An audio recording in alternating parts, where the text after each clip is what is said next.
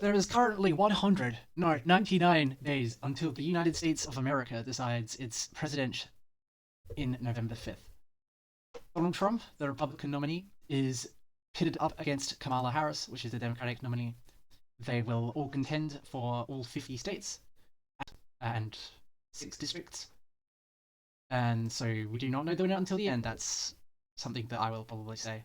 Uh, but we can make some predictions based on certain ways of which they campaign.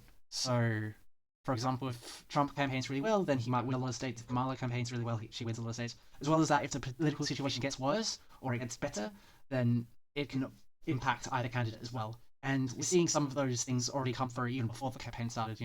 A lot of things happened this last week in America, and so I'd like to sort of discuss those in relation to the points and to the seats. And I'd like to sort of do some punditry over which states I think will go red or blue.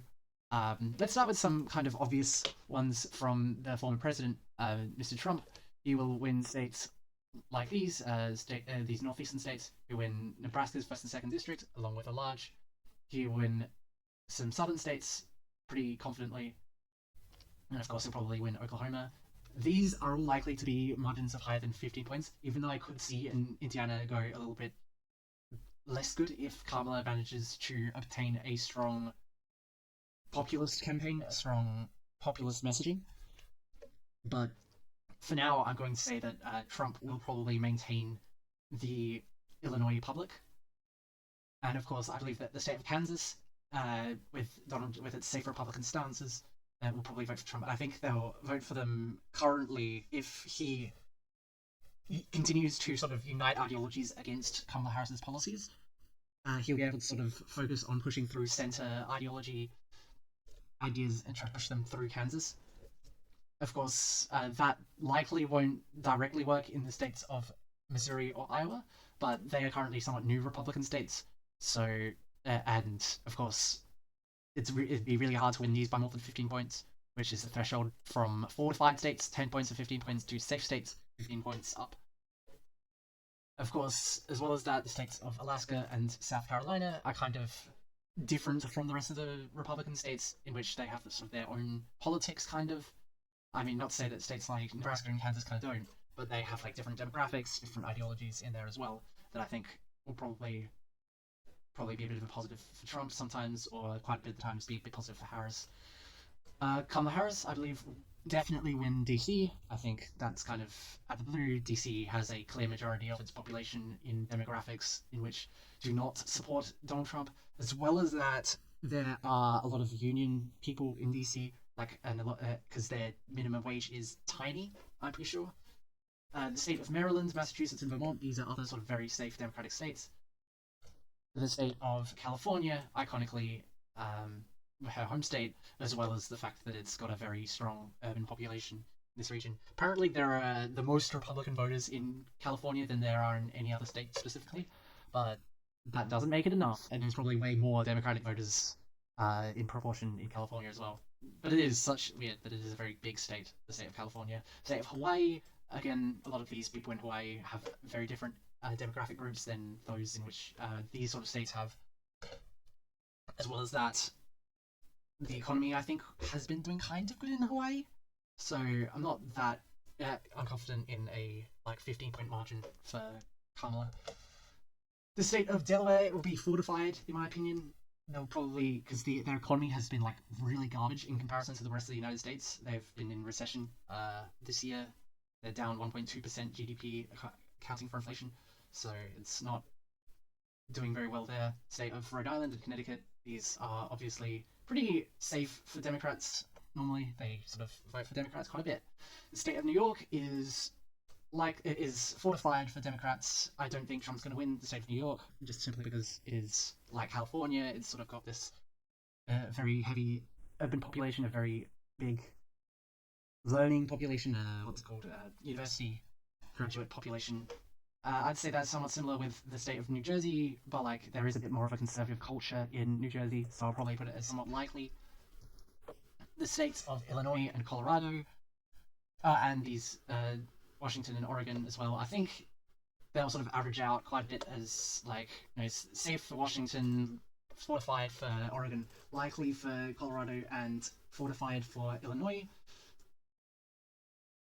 And of course, safe for Maine's first district. Of course, Maine's first district is basically a city, so it is going to be quite democratic in its voting patterns. Of course, now we're at a point where there are quite a few states left. A lot of these states will be kind of likely for each candidate, and then we'll sort of discuss some of the last states. Of course, in my opinion, the state of Florida will be actually fortified. This is simply because Donald Trump has managed to amass a ideological coalition against Democrats in general for being a bit too soft on things like socialism. As well as that, Republicans have made a massive gain in the have gained 3 seats in Florida's delegation of representatives to the U.S. to the House of Representatives in the U.S. And thus that will probably help with their campaigning a bit as well. As well as that is of course Donald Trump's home state.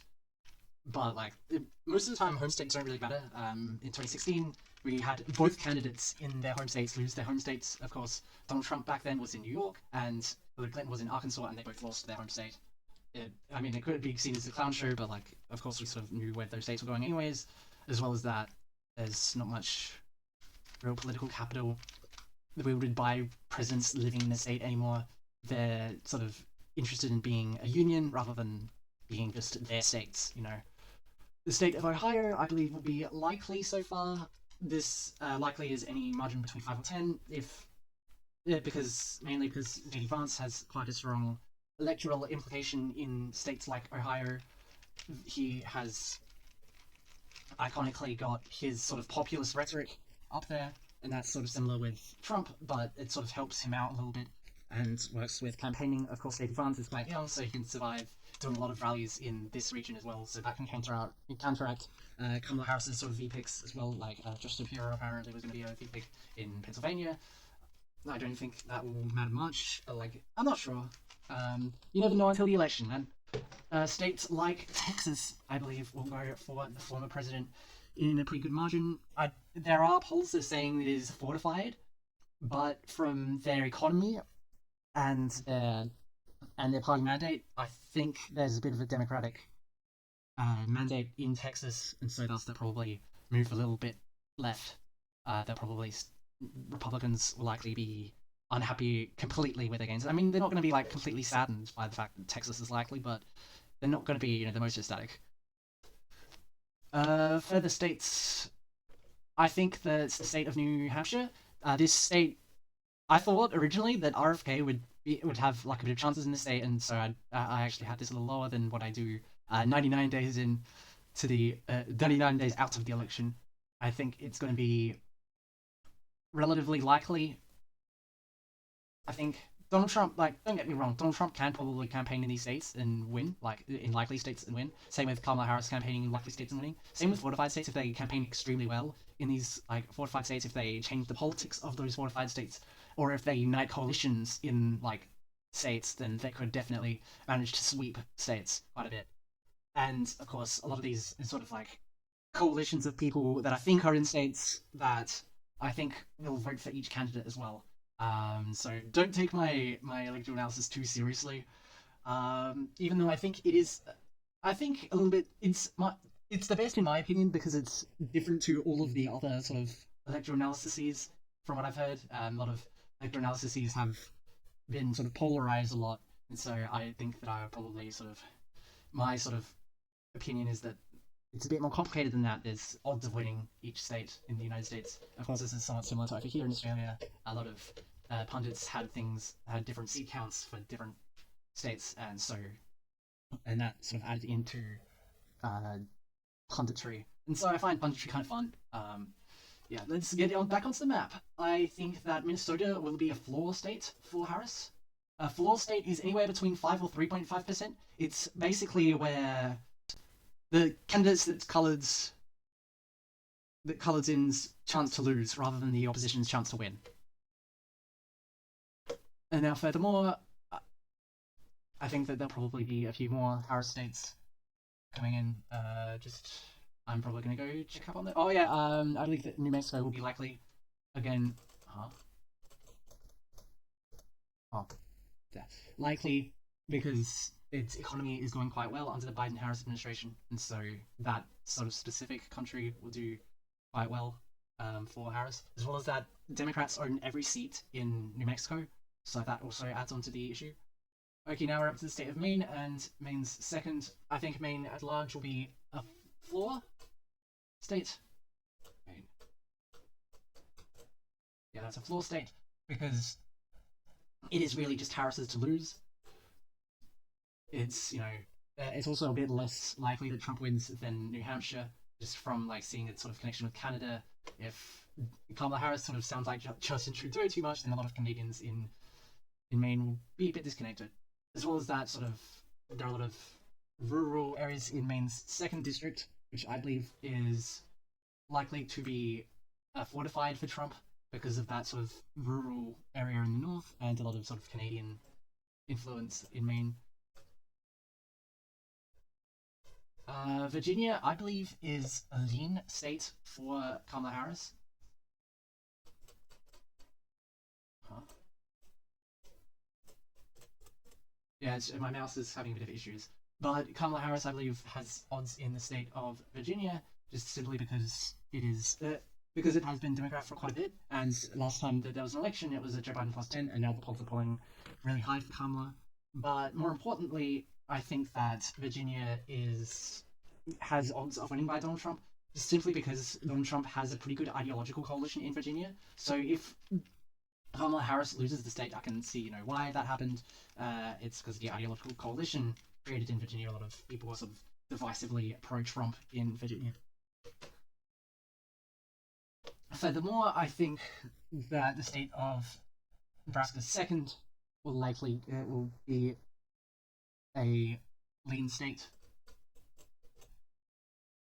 Similar to Virginia, there is quite a bit of a Republican coalition that can be created by Trump if he does quite well in creating the ideological coalition in Nebraska's second. But other than that, I think that Kamala Harris has pretty high hopes of winning the state for this district. And now we are up to the notorious 7 states needed to win the election. There are 2 states that I think I'd like to say that are like pretty heavily for Trump so far. North Carolina, I think, is one of them. There's apparently a popular governor from North Carolina that Kamala Harris can pick as a VP, but I doubt he's going to accept that, being a lot of Democrats in this area are a bit more Dixiecratic rather than Democratic, and so following in with Kamala Harris's sort of progressive ideology would be a bit of a challenge, and thus I think that, and even if he did, then a lot of other sort of Democrat, Dixiecrat people will probably diverge into the Trump column for this election specifically. So I think Republicans have a pretty good margin in North Carolina. I think it is likely. It is going to be slightly more than 5%. It isn't as likely as Ohio or Texas. I'm thinking of changing my sort of designations for these 2, but then I'd need an extra designation, and I'd have to use the down ballot reaches for those, which I doubt that. I don't think I need those. It's kind of too much work for me. Another state I think he will pretty confidently gain, unless Kamala Harris does a really good campaign, is the state of Arizona.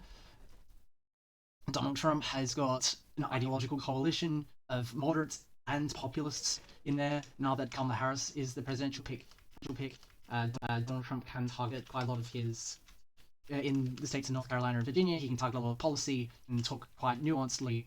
And Kamala Harris, he has some vouch from a lot of his opponents, quote unquote, the news organizations. They sort of run themes that Kamala Harris is going to do quite a lot of bad stuff if she wins the presidency. They sort of give allusions to gaslighting in Harris's camp. And so thus, I would argue that Trump has some support in creating the ideological coalition against Harris. And that will probably get him over the line and beyond the line in Arizona. I think the polls are actually quite accurate here. The state of Georgia, I believe, is a floor state. That one. The floor states, I think, are going to be pretty important in this election, and all of them, but especially the Republican ones, because it's the Democrats who should be taking the offensive with now a progressive candidate, someone who has the ability to shape minds and have a honeymoon as well, coming into the election. And so thus it is key that Kamala Harris should be trying to campaign in the states of Georgia and Pennsylvania.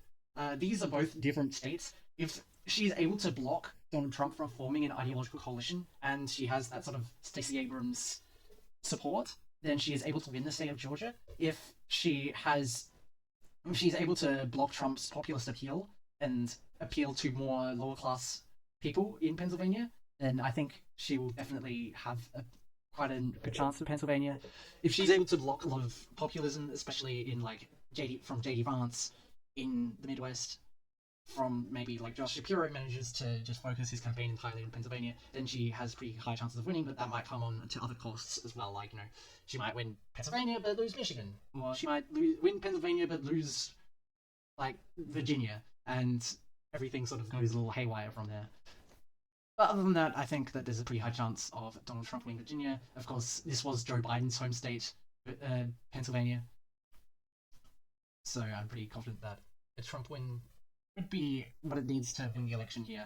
And I think if he continues his ideological unification of the Republican Party after he won the candidacy, I think he'll probably win a lot of these other states as well.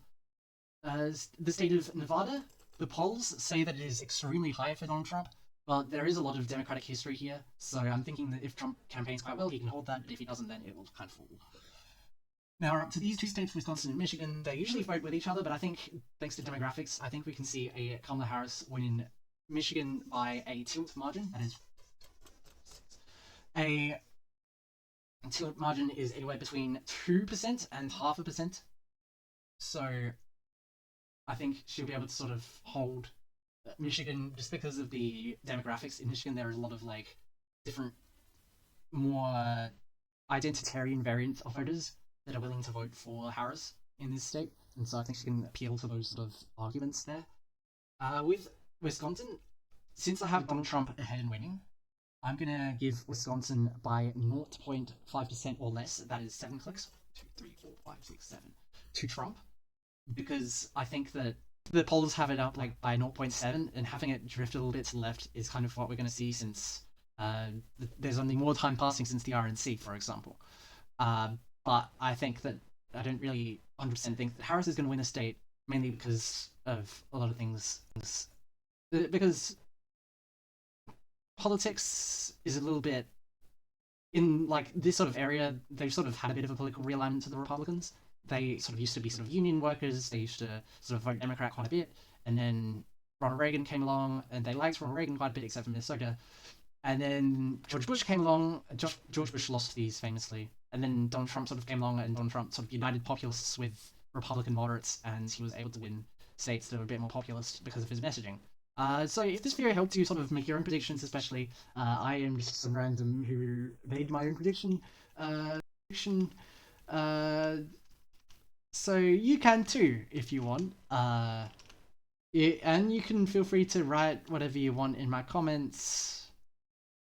Feel free to, say you missed something, or you didn't say something right, or you sound like Joe Biden, you missed the word Pennsylvania for Virginia once, and I will respond, because I respond to every comment. That's a policy of the Dillian Cool Guy mantra. Thanks. We'll see you next time, or not.